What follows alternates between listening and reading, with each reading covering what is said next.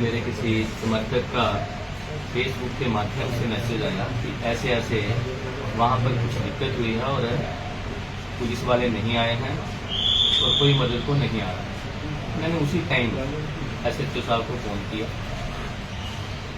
और उनको bus stand में भेजा, जिसके बाद ये पूरी कार्रवाई की। लेकिन ये जो वाक़या हुआ ये बिल्कुल सही नहीं है।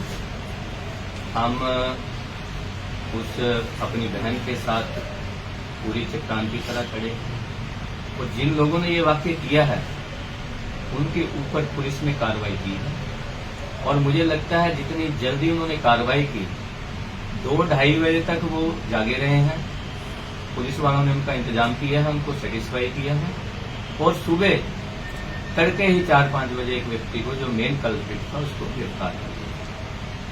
और मैं आपको बताना चाहता हूं कि जो अगर ऐसा लग रहा है कि यहाँ पर कोई ऐसी दिक्कत है तो मैं आपको बताना चाहता हूँ कुछ समय पूर्व का ये वाक़या है। जब मैंने ऑफिस ज्वाइन किया यहाँ पर मैंने बहुत सी चीज़ों का सुधार किया। मुझे 1 महीने बाद यहाँ पर कुछ लोग नीचे यात्री थे, वो आ गए कि हमारा सामान चोरी दिन में कोई उठा के ले गया और मैंने उस चीज़ का संज्ञान लिया। जब मैंने कैमरे चेक करने गया तो मैंने पाया कि बस स्टैंड के केवल 2 या 3 कैमरे ही कार्यरत थे। मैंने उसी समय यहाँ के जो सूद साहब हैं जो बस स्टैंड को देखते हैं और अपने DM को बोला कि चिट्ठी लिखते हैं और 1 महीने के अंदर हमने सारे कैमरे नए करवा दिए और हर चीज अब उस कैमरे की नजर में होती है और यही फायदा हुआ इस केस में। SHO साहब यहाँ पर आए सुबह तक, उन्होंने बोला कि मुझे फुटेज से पहले मुझे फोन आया उनका कि आपके कैमरे चल रहे हैं।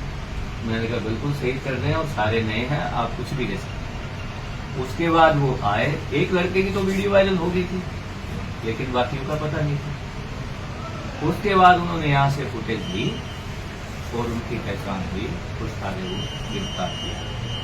कल्प्रिट तो मेन एक ही था और उसके बारे में मुझे पता चला कि उसने पहले भी ऐसे कई कांड किए।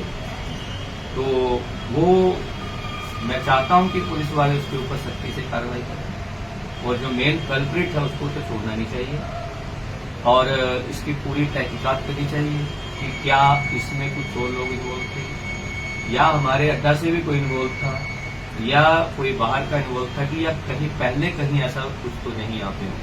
तो इन सारी चीजों पर मैं खुद भी नजर रखे हूँ। मैं हर रोज पुलिस वालों से फीडबैक ले रहा हूँ और मैं आपको विश्वास दिलाना चाहता हूँ कि अब बस स्टैंड में वो उनको भी पता नहीं हो रहा। उन्होंने सोचा होना कि यहाँ पे कैमरे नहीं है क्योंकि हम ये शक्ल नहीं देख पाए। एक की तो उन्होंने फिल्म बनाई थी तब आ गई ना शक्ल, बाकी की तो हमारे कैमरों में ही आई। तो अब जो पूरा बस स्टैंड है मैं आप लोगों के माध्यम से बताना चाहता हूँ कि वो कैमरे की नजर में है। यहाँ से सड़क से कोई आता है या जाता है, एक एक जगह पे अब हमारा कैमरा है। तो इसलिए सुरक्षा की दृष्टि से मुझे लगता है इस बस स्टैंड में कुछ प्रॉब्लम वाली बात नहीं। और दूसरी बात एक उन्होंने कही थी जो मुझे उसके लिए काम करना है कि कुछ थोड़ी लाइट की व्यवस्था और एक चौकीदार की व्यवस्था, तो वो हम बड़ी शीघ्र करने वाले हैं। हमने विभाग को भी मैंने रेस दे दी है और मैं सूद साहब से रिक्वेस्ट करूंगा कि यहाँ पर हम एक जल्दी चौकीदार रखेंगे और जो लाइट्स का है वो हम प्रॉपर अरेंज करवा देंगे।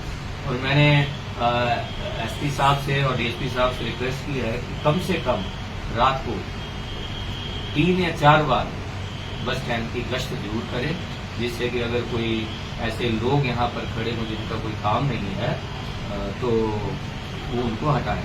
और आपके माध्यम से मेरे जितने भी लोकल लोग हैं या बस स्टैंड पे जो दुकानदार हैं, मेरी अपील रहेगी कि ऐसी किसी परिस्थिति हो तो उनको ऐसी स्थिति में कोई भी गलती हो, क्योंकि वो उनकी भी माँ बेटी बहन हो सकती है, तो इमीडिएट मुझे कॉल कर सकते हैं, पुलिस को कॉल कर सकते हैं, प्रशासन को कॉल कर सकते हैं। मेरा फोन पूरी रात खुला होता है और ऐसी सेवाओं के लिए अगर मुझे खुद भी रात को आना पड़ेगा तो मैं जरूर